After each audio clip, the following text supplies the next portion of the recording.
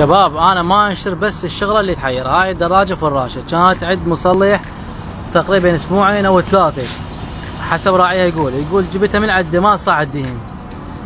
جاب لي اياها، فتحت هذا الفلتر قلت اكيد هذا مسدود الفلتر. فتحته لقيته جديد، واخرت على صفحه خلته بدون فلتر. شغلت ما صاع الدهن، فحص الدهن مالته بها دهن.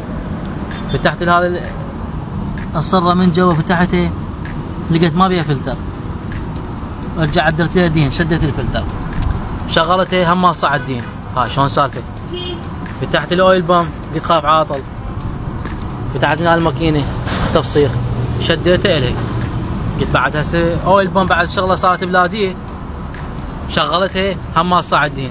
زين هسه انا الشغله اللي محيرتني، لا من ناس صاع الدهن، لا من ناس صاع الدهن، لا من جوا صاع الدهن. كان وين صاع الدهن؟